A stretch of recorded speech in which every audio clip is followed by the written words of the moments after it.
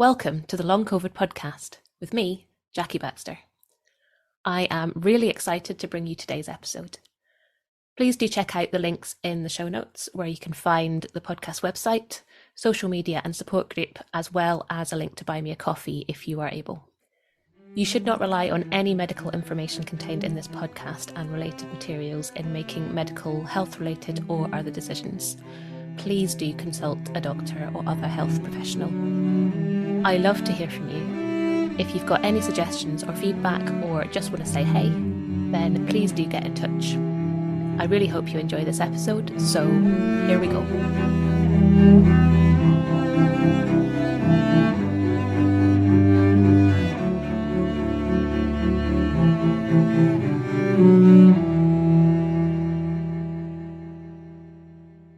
Hello and welcome to this episode of the Long COVID podcast. I am so excited to have Lorrie Rivers back. So Lorrie featured on the podcast last year sometime, I think, and we dived a load into all sorts of stuff. But today we are going to be talking about EFT meridian tapping, amongst other things. I have no idea what this means. I am as in the dark as everybody else. So I'm really excited to dive into this. So a very warm welcome back, Lorrie. It's lovely to see you. Thank you, Jackie. Always a pleasure. So I'll just tell you a little bit of background about me and why I'm here. Absolutely. So in my early 20s, I developed severe ME/CFS, so myalgic encephalomyelitis chronic fatigue syndrome, and it kept me mostly bedbound for about 8 years. And within that time, it was back when the internet was new, so there wasn't a lot of information out there. So I would, if you're listening to this podcast, you're probably familiar with pacing. I had no idea about pacing. So I would go, and on my good days, I would go and try to, take a walk or whatever. And then I would end up being in bed for the next several weeks. So it did take me those 8 years or so to get out of it. But one of the things that I ran across relatively early in that experience was this thing called EFT tapping, EFT meridian tapping. And EFT stands for Emotional Freedom Technique. And I think at that point they called it energy medicine, or it's an energetic practice, right? And at that point, I was literally trying anything and everything that I possibly could. And this was one of those things that I ran across on the internet. I was like, energy healing, whatever, but I'm going to try it out because it was free to do at that point. And so I did this process that I'm actually going to take you through as well. And I did it a couple of times, and I started to feel teeny little bit better emotionally when I did it. And at that point, I was absolutely miserable. Even aside from the emotional aspect of having just gotten out of college and starting on my career and then getting smacked down, like so well as well, Jackie. And then like watching my classmates from college be on television. And that's what I was pursuing at that point, was acting. So I would be sitting down watching television, trying to distract myself from what was going on in my body. And I'd be like, oh, there's that person that, I'm friends with from college. And there's that person, and I'm stuck at home. So even aside from that, just the physical aspect of the emotions, and I experienced a great deal of pain. So I spent a lot of my time bawling, crying. And so to have even that small amount of emotional shift was a big deal. And so I was like, okay, there's obviously something to this. It's totally woo-woo. But at that point, because I was so new to that, but I was like, hey, if it works, I'm gonna try it. So I delved deeper into it and actually got accredited as an EFT practitioner. And it's so interesting, isn't it? I mean, you mentioned that you didn't have access to sort of so much internet, which meant that, finding information was hard. I mean, it's hard enough now, which is part of the reason why I want to do the podcast. And I think it's important is to help get that information out there, because even with there being so much information, it is still very hard to find what you need. But I love what you were saying about you get desperate, don't you? You get to a point where you're like, I've been sick for however long. I haven't really found anything that helps, or if I have, it hasn't made that much difference. And I saw an interview recently with Raylan Eagle, and she described it as the I would eat eyeballs moment, where you get to the point where you would do literally anything, you would literally try anything if you thought it might help. And it's almost like once you get to that point, you do start to think out of the box a little bit. And, I remember thinking breathing sounded woo woo, like, breathing? That's ridiculous. And, it's obviously had so much of an impact on me that it's helped me with my recovery, that that's actually now what I'm doing. So it's amazing what you will find when you really look, and the things that you're open to trying, and these things that, seem really unbelievable when you first maybe come across them. Once you're kind of open enough to maybe trying some of them, it's amazing what can actually help, isn't it? Absolutely. And along the same lines, I actually tried an earthworm supplement. So I literally ate worms. So you practically did eat eyeballs. Exactly. Yeah. Yeah. So I love that analogy because you do get to that point.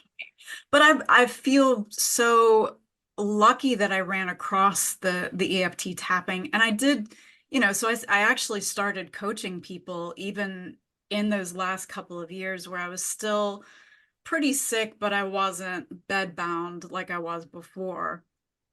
So I started coaching people in the EFT tapping to help out with the emotional issues. And sometimes, a lot of times, it'll actually shift the symptoms as well. And we'll talk about that in a bit here. So I've been coaching people with chronic fatigue syndrome and now with long COVID for over 20 years now. And my current approach is to use the EFT tapping to help out with the nervous system and with emotions, because we know how important that is. But I also find, personally over the years with clients and with my own experience, that we also have to address some, the underlying physical root causes that most people with these illnesses deal with. And I think that's what you and I talked about last time was the things like parasites, Lyme, EBV, things like that. So we address all these things in what I teach. But the EFT is such a huge thing for people because it gives you relief, and you can do it yourself. It doesn't have to be me doing it. It's super easy to learn. I think there's a huge amount of power in having some tools that you can do. There are some things that you have to go to a practitioner for. Like, I don't think you can do acupuncture on yourself or massage really on yourself. But there are so many things that you can do. And I think the emotional aspect of this cannot be underestimated. The sort of, yeah, emotional, mental health side of it. I go on about this all the time because it is so important. Of course, when you're struggling with something that is a physical illness, you are going to have mental health and emotional side effects. Like, that is kind of obvious, really, when you think about it. And that is something that we can do, because then they kind of trigger off everything else as well, that everything is related. So, yeah, what would be really cool to dive into here is how it works. Like, I'm really curious about this. So, yeah, give me science. Yes, absolutely. So actually, it is kind of like doing acupuncture on yourself. I'll not go into the history too much because then we'll be here forever. But basically, there was a psychiatrist who had a patient that just wasn't shifting. This was back in the 60s, I think. And he had tried everything. I think it was a severe phobia of water.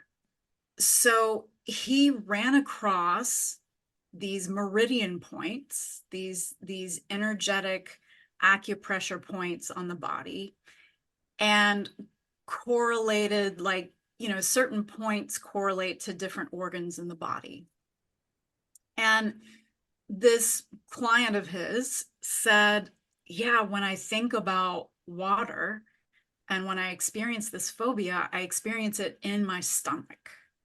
It's in my stomach. And so he went, you know what? We've tried everything else. Let me just see about stimulating this particular acupressure point for her. So they did that. I don't know that it was even tapping at that point. And she, for some reason, they were maybe it was at a college or something, but they were in a place where there was a swimming pool close by. She got up and like ran to the swimming pool, and he was like, wait, it's too soon, don't go to the swimming pool yet. He was afraid that she was going to jump in, and she didn't know how to swim or anything.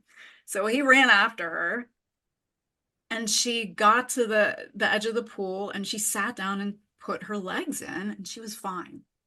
Whereas before, she wasn't even able to get close to to even enter the building that the swimming pool was in.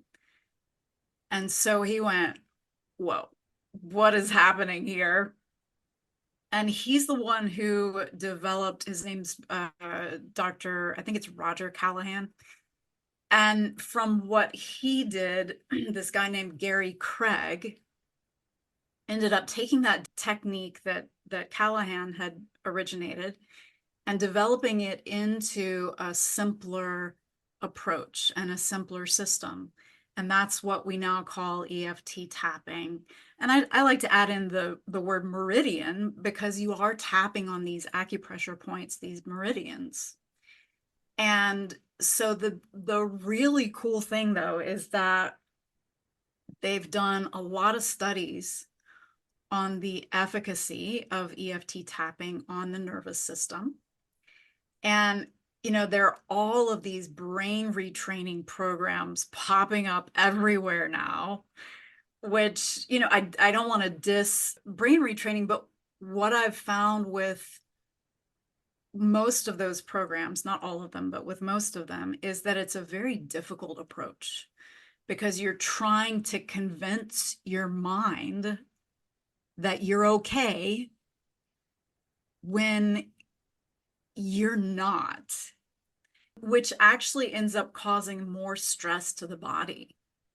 So those programs do work well for some people, but they're actually quite harmful when they take that approach for a lot of people. I have a lot of students come to me in my HEAL program who have been through a program like that, and they're traumatized from it, honestly, because trying to make the brain go somewhere that doesn't feel truthful to you, it actually kicks the nervous system up into a sympathetic state, into a fight, flight, freeze state.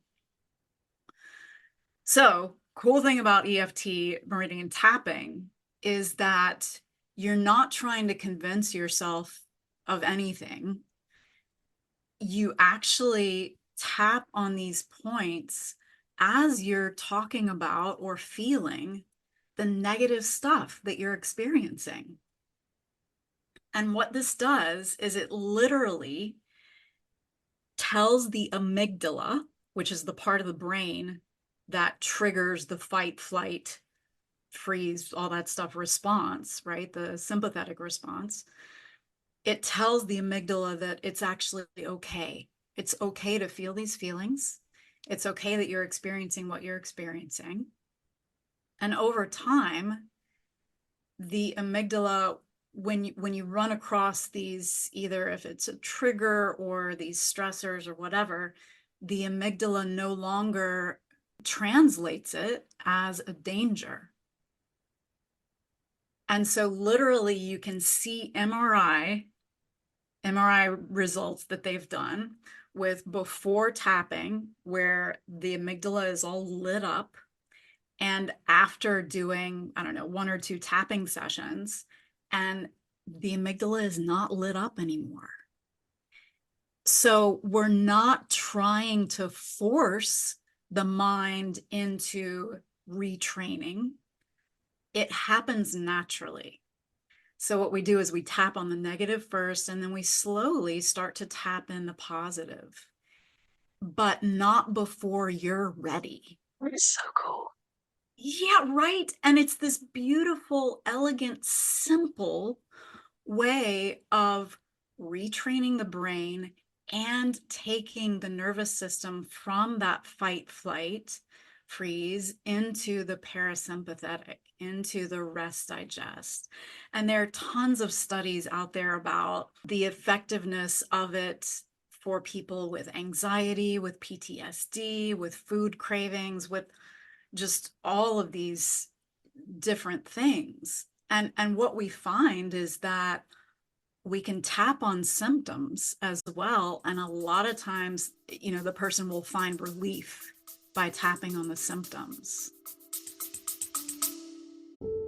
We'll be right back. I'm interrupting myself for a second to tell you about long COVID breathing. The fabulous Vicky Jones and I have teamed up to bring you long COVID breathing. We are both passionate about sharing our expertise and experience of the breath and how incredibly helpful that can be with long COVID. We've worked together to develop a course that is specifically tailored to those with long COVID. It's a 6-week course with 12 sessions, all delivered online. The community feel and learning that we're all sharing is such a joy. To find out more information and to sign up for our courses, workshops and other shorter sessions, please check out the link below, longcovidbreathing.com, or email longcovidbreathing@gmail.com to start your breathing journey with us.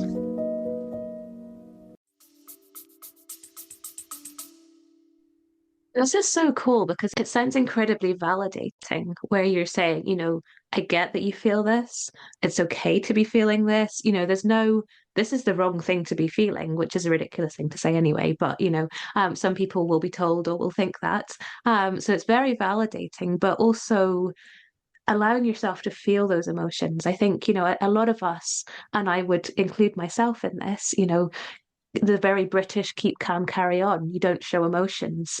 You keep them down. You shouldn't cry. You shouldn't, whatever it is, so we keep these emotions kind of repressed. And that's not healthy. We need to be able to feel our emotions, but we also need to be able to feel them and process them kind of in a way that helps us to feel safe, don't we?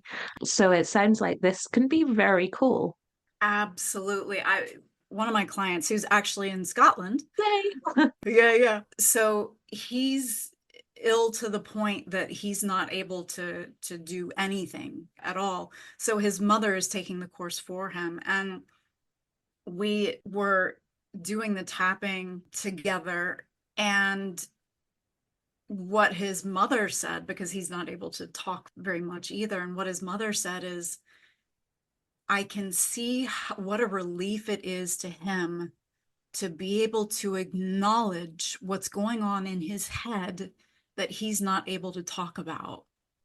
And I've heard the same thing from so many of my students, that, this thing of, it's just such a relief to be able to acknowledge how I'm actually feeling, rather than trying to keep calm and carry on. And because to a certain degree, to get through your day and your life when you have an illness like this, you kind of do have to suck it up sometimes.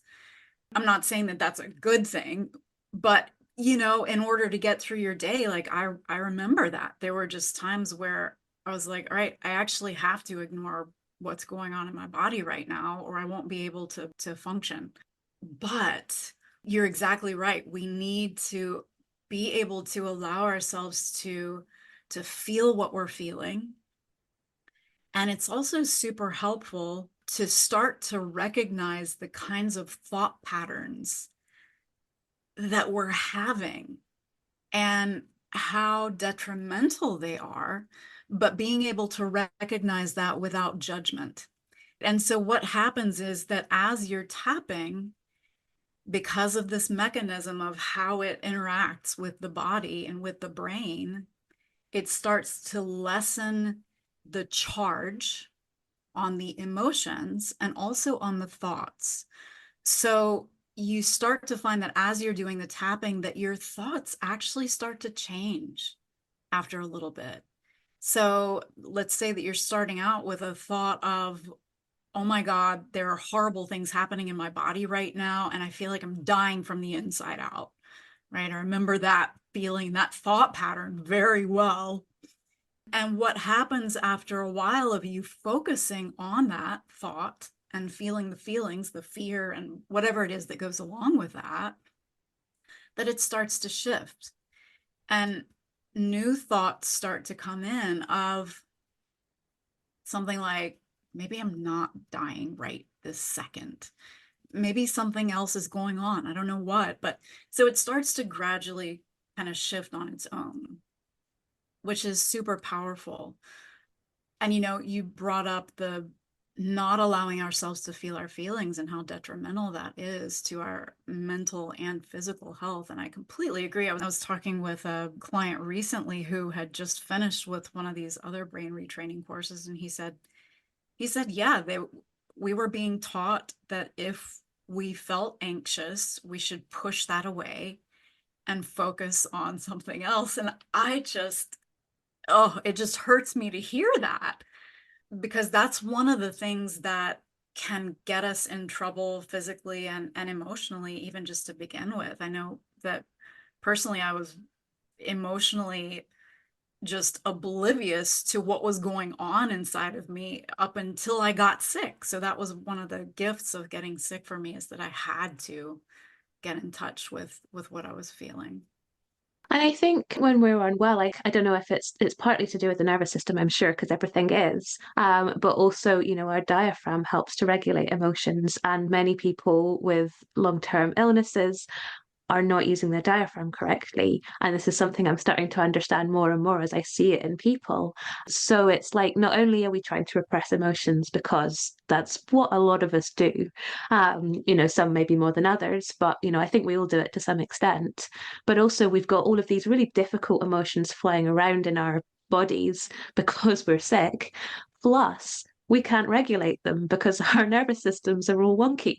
So it's kind of like this like double whammy, isn't it? Where you have all of this stuff that actually you sort of can't handle. And then when we can't handle our emotions, when we can't regulate them, we either repress them more or they explode out of us in really difficult ways. And then actually, that can all kind of play into symptoms and make symptoms that are already horrible even worse. So it kind of goes to show, doesn't it, why actually learning to kind of handle our emotions in whatever way we can is actually super important. But it also feels like this is something that will be important beyond long COVID. And this is something that I'm starting to learn more and more as I've come out the other end of it, as I'm starting to learn more about who I am now, what life is now, and that once you come out the end of long COVID, that life isn't not stressful.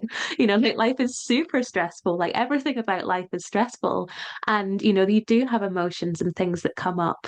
And, learning these tools while we're ill, we learn them out of necessity, don't we? I think.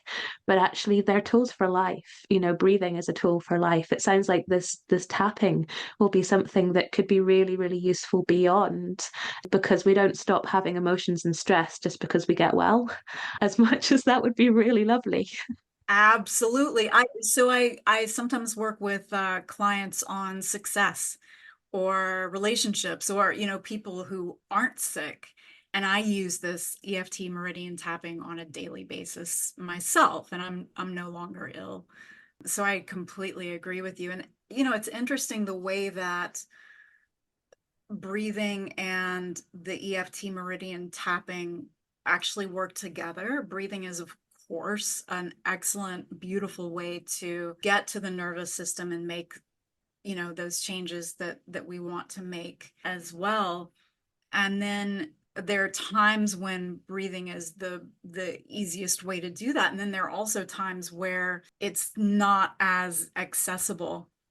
And what I find is that the EFT tapping, because it's the same thing over and over again, and I'll explain that in just a bit, and maybe we can do a tapping meditation. Sometimes it's easier for people to do the tapping. And then what happens is the breathing starts to regulate itself.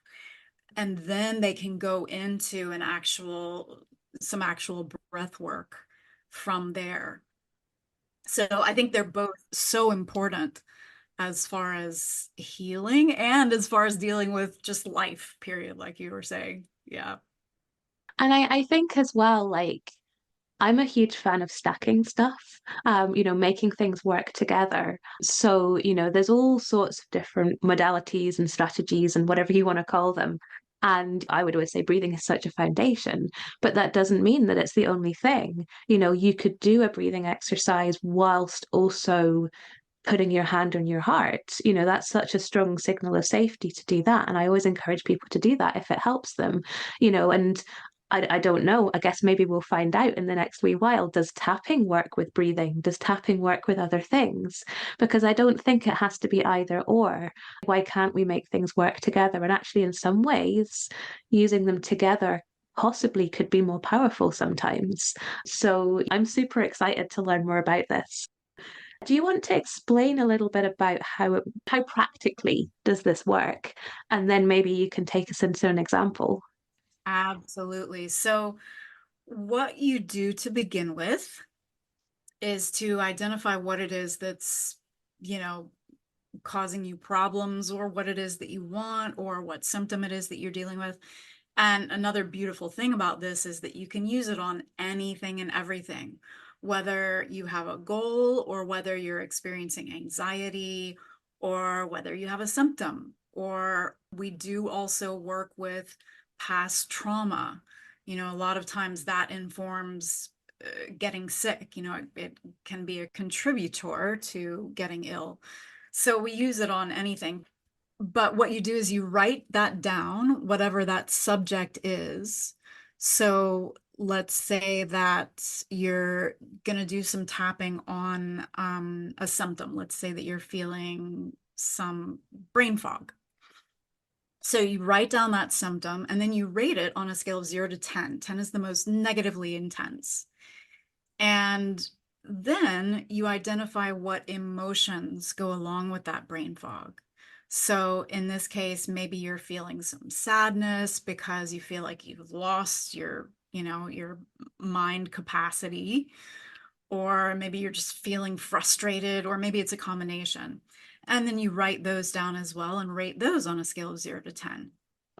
Now, you don't have to do the rating, but I do recommend it, because that way you can compare how you feel afterwards and see if it's best for you to keep on with the tapping, or whether you feel like you've gotten it down to a place that feels good to you. We love to get whatever it is that we're working on down to a 0 or a 1. That's, beautiful. And then once you've done that, you start with the tapping. Now, I have a lot of pre-recorded meditations that, so I have a whole course that is for long COVID and ME/CFS. And so that has tapping meditations that address a lot of the things that people are dealing with. So that's pretty specific. And when you start off, it's usually easier to do it along with the recordings. And you'll find tons of these recordings on YouTube, not just from me, but from lots of other people. You can just search on YouTube for EFT tapping meditation, or EFT tapping, and you'll find these. So it is easier to do it with a guided meditation to begin with. And what you do is you start by tapping on the side of the hand. This is called the karate chop point. And you repeat some phrases. Now, you're going to do this 3 times on the karate chop point, and I'm going to guide you through this so you don't have to remember any of this. Yeah. And for those of you who are listening, same thing. And I usually do it with the video so that people can see where I'm tapping, but I'm going to do my best to describe that. And then another thing to note before we get started with it is that if you're in a place today where you feel like actually doing the physical tapping is going to cause you a crash or cause you post-exertional malaise, you can actually just imagine that you're doing it. And it works just as well. I had 2 paraplegic clients many years ago, and they both got beautiful results by just imagining it. Right. So we start off on the side of the hand and we do 3 statements that involve, basically it's kind of clearing the energy system and focusing on what it is that you're going to be tapping on. And then you're going to tap on different points on the face and the chest, under the arm, and the top of the head. And again, I'll take you through those as we're actually doing this. And these are those meridian points, right? I mean, the side of the hand is a meridian point as well, but these are the meridian points that we're addressing. And you're going to repeat some phrases that I'm going to say for you. And you keep on with this process, either, of course, until the end of the meditation. And then you re-rate your rating and see where you are. And then either do the meditation again if you want to, or, come back to it later. I do recommend doing this on a daily basis, preferably like 2 times a day, more if you want to, less because for some people who are super sensitive, you might want to do it every other day to begin with, just to see how you respond to it. Some of the physical responses that you might experience, some people yawn, some people burp. I have one client who just burps incessantly once we start doing the tap. It's hilarious. But then we're both like, oh, yay. But it's funny. And then you might also feel afterwards, typically you feel relief. Sometimes you might feel super sleepy. It might be a great time for a nap. And occasionally, it doesn't happen too terribly often, but sometimes you can get even more stirred up, right? You might feel even more emotional. That's a really good sign. That means that you have been pushing things away for a little while and that they are starting to come up now. And that's what we want. So, shall we do it? Yeah, absolutely. Now, is this something that's safe to do if I'm just thinking anyone who might be listening, who might be driving, for example, is this something where they should maybe pull in at this moment? Absolutely. Yes, that's a good point. Once you get really good at it, you can do it while you're driving. People are going to look at you like you're crazy. I do it all the time because you can do it with one hand. But yeah, definitely to begin, that's a great point. Also, if you have severe PTSD, then you're probably going to want to work with an EFT practitioner because it can unlock some things that can feel overwhelming. So just keeping that in mind as well. If you want to just do some surface kind of tapping, then that should be okay. Right. Let's do it. Let's see if I fall asleep. Okay, cool. Yeah. And if I do, you'll have to finish off the interview. Okay, that's right. We're all pros here. Yeah, so why don't we tap on something where you'll feel a difference? And the other super cool thing about this is that for those of you who are listening to this right now, you can tap along. I highly recommend that you tap along, but you identify something that you want to tap on. And by doing the tapping with us, even though it's not specifically on your subject, your topic that you want to tap on, your issue, you will still gain benefit. It's called borrowed benefits. And it's spectacular. And it's one of I have so many favorite things about this, but it's amazing. So, Jackie, because you are like so solid and doing so well, I know that if we just tap on like generalized anxiety, it's not really going to do much for you. So I was thinking, would it be okay with you if we tap on the feelings around the concert that you did recently? Yeah, sure. Let's do this because, yeah, there was a lot of anxiety around that. Yeah. So Jackie and I talked earlier about a concert that she did, and she was fine with the playing the music part of it, but the people not as comfortable, which I totally understand. Yeah. Yeah. So why don't you go ahead and write down people at the concert or whatever it is that will, oh yeah, I'm putting you on the spot here in a lot of ways. This is great. This is like I'm a guinea pig. I love this. Yeah. So writing that phrase down, and for those of you who are listening, whatever it is that you'd like to work on, writing that phrase down for yourself. This is a great exercise, actually. Maybe also thinking about a time where you felt anxiety about being around other people. I think that's a great subject for a lot of people, and especially if you're dealing with these illnesses, because that there can be serious ramifications from being around people when you're uncomfortable with it. So what would you rate the negative charge on that memory when you think about being around people like that on a scale of 0 to 10? 10 is the most negatively intent. We'll be right back. Hey there, I'm just jumping in for a second to see if you're enjoying this episode. If you're finding it useful, maybe you would consider sharing it somewhere, a friend, a group, or even on your Twitter feed. If everyone was able to share just once, we'd be able to get this information out to even more people who really, really need it. So please consider sharing somewhere if you possibly can. I hope you enjoy the episode, and thank you so much.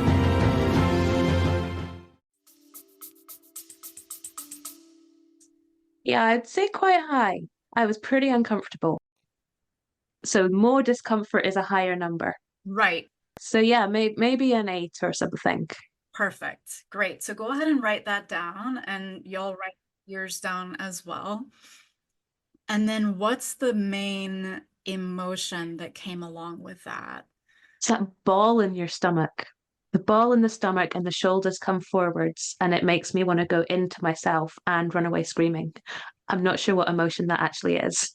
Beautiful. Actually, if you want to write that down, ball in stomach, shoulders forward, wanting to disappear and run away. Okay. So would you describe that as terror? Yeah, it could be. Yeah. Terror, fear. But go ahead and rate that feeling of wanting to just kind of collapse inside of yourself, or however you wrote it down, and the feeling of wanting to run away, and rate those on a scale of 0 to 10. Yeah, probably around an 8 or a 9 for them. Beautiful. So this is great. I kind of cheered when you said an 8 or a 9, not because I want you to be super uncomfortable, but because that means that we have a lot of great work to do here, right? That you're probably going to feel some significant shift with it. Wonderful. So you can put that aside, and let's do some tapping. And I'm just going to make this up as I go along. And those of you who are listening, you can, like I said, tap along with us on your subject, and you can just say the same phrases that I'm saying out loud. Now, when I'm saying the points that we're tapping on, you don't have to repeat that out loud. So like when I say inner eyebrow, you don't have to repeat that. And then I'll say out loud this. So we'll probably do a couple of rounds. And the first time I'll explain in more detail where we're tapping. And then the second time I'll just use probably shorter descriptions there. So to begin with, and you don't have to tap hard, however you're doing it is fine. It's really hard to get this wrong. Like, don't worry about getting it wrong. Yeah. And you're tapping on the side of the hand. This is also called the karate chop point. It's the outer side of the hand, where like the fleshy part of the hand where you're below your pinky there. And repeating after me, even though I had all of this panic and terror around the people, and you can say that out loud after, yeah. Even though I had all of the panic and terror around the people, I deeply and completely love and accept myself and how I feel. I deeply and completely love and accept myself and how I feel. I'll break it up a little bit more. It's not you, that's me. Yeah. All right, great. So we're going to do that similarly again. Even though it made me so uncomfortable to be around that many people. Even though it made me so uncomfortable to be around that many people. And I just wanted to disappear inside of myself. And I just wanted to disappear inside of myself. And run away. And run away. I deeply and completely love and accept myself. I deeply and completely love and accept myself. Even though it feels really weird to be this vulnerable on my own podcast. Even though it feels really weird to be so vulnerable on my own podcast, I love and accept myself and how I feel. I love and accept myself and how I feel. So the first point that we're going to be tapping on is your inner eyebrow. So it's the part of your eyebrow that's the closest to the bridge of your nose. And you can tap using either your right hand or your left hand or both hands, either way. So repeating after me here. Well, actually, you can tell me, how about this, as you're doing the tapping. So allow yourself to feel that feeling again. You said it was in your stomach. So can you allow yourself to get in touch with that feeling again? Mm-hmm. Great. An outer eye, repeating after me, this feeling in my stomach. This feeling in my stomach. Under the eye, this feeling in my stomach. This feeling in my stomach. Under the nose, the desire to hunch my shoulders in. The desire to hunch my shoulders in. Under the mouth, the desire to just run and hide. The desire to just run and hide. Collarbones, all of that panic in my body. All of that panic in my body. Under the arms, I can still feel it right now. I can still feel it right now. So under the arm is about where your bra strap would be. Yep. So I think you've got it. So we'll keep going and I'll get more specific. Top of the head, that one's pretty self-evident. And repeating after me. And I'm feeling a little uncomfortable right now doing this. And I'm feeling a little uncomfortable right now doing this. Inner eyebrows. So again, this is that point of the eyebrow that's closest to the bridge of the nose.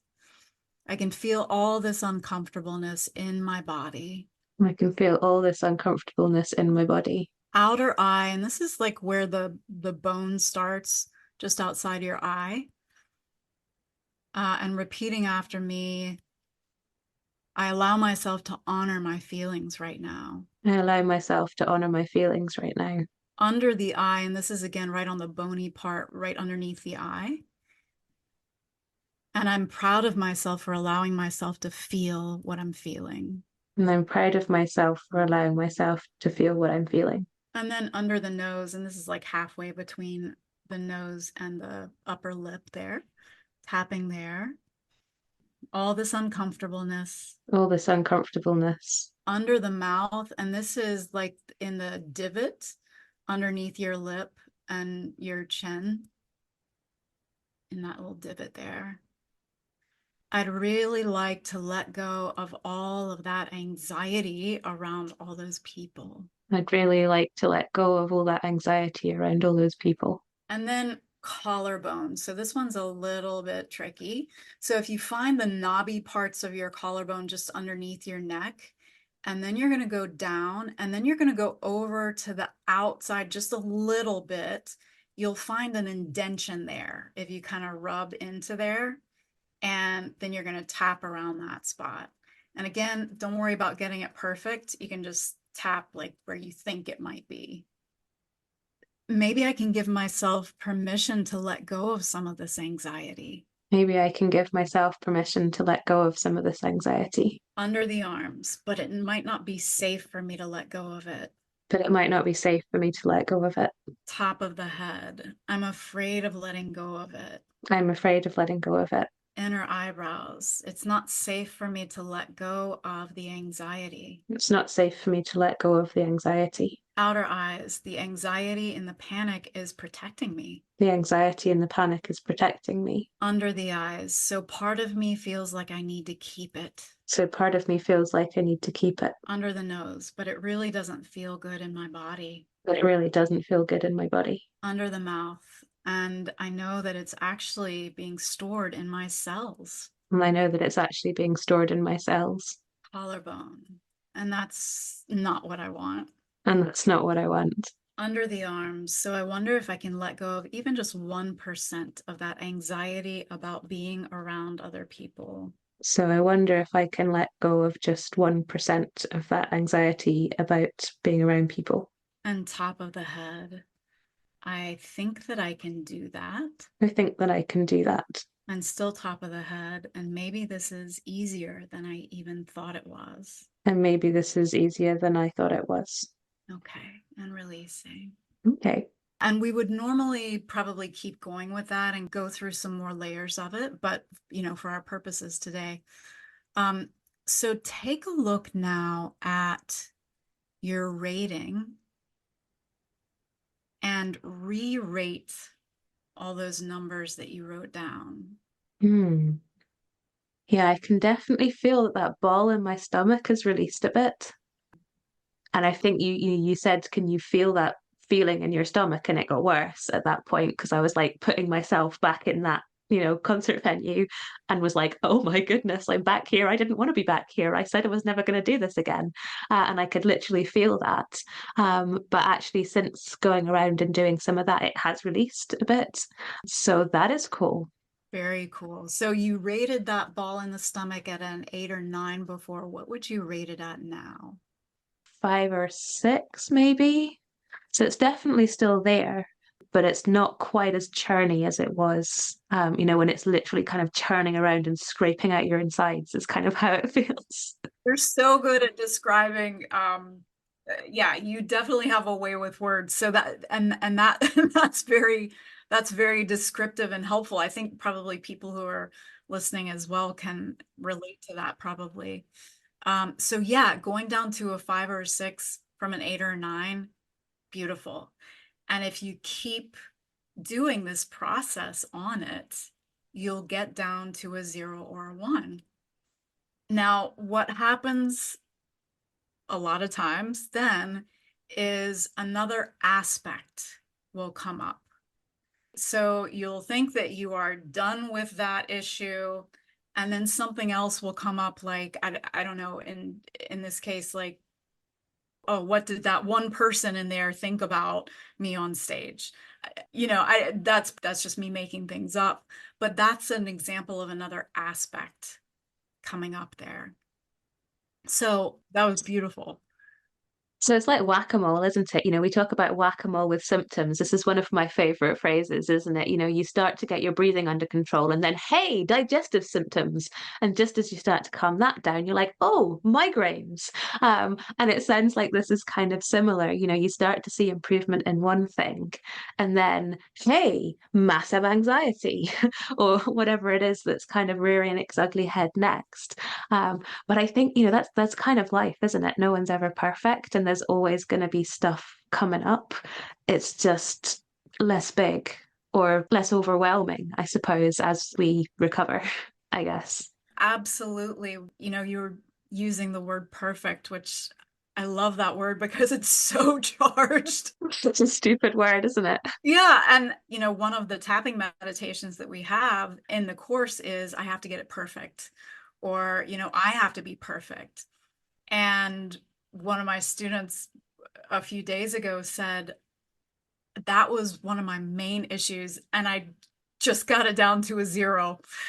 And my husband's still working on it, and he's not even sick, but he's doing the course as well, which is so sweet. I love that they're doing that together. So over time, after you've been doing this on a regular basis for a while, you do start to get more and more to the point where the metaphor that I use is that you're like the ocean, and the stressors that you experience are like waves on the ocean. So you still have that quality of expansiveness underneath there. And yes, the emotions and the issues and things, they still bother you, but there's the vastness of the ocean that's there, and it moves through you more easily and more quickly. I'm not a big fan of the word quick because it's not usually quick applicable, and it happens more naturally as well. Absolutely. Yeah, I mean that's a really beautiful metaphor for life as well, isn't it? The waves. I mean, I'm a big fan of the water, as everyone listening to this will know.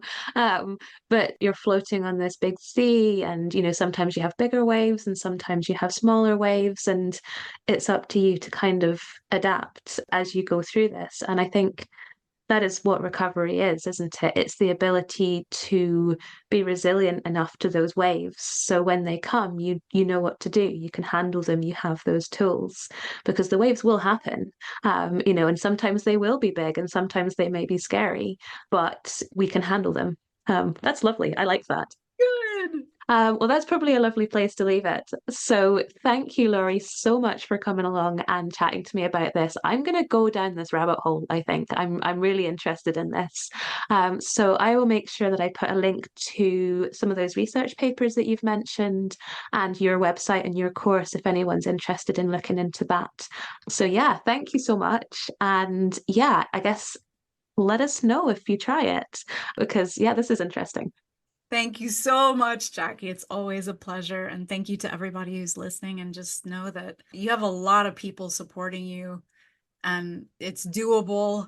It sucks, but it's doable. So yeah, lots of love to you. Thank you so much to all of my guests and to you for listening. I hope you've enjoyed it, or at least found it useful. The Long COVID podcast is entirely self-produced and self-funded. I'm doing all of this myself. If you're able to, please go to buymeacoffee.com/longcovidpod to help me cover the costs of hosting the podcast. Please look out for the next episode of the Long COVID podcast. It's available on all the usual podcast hosting things. And do get in touch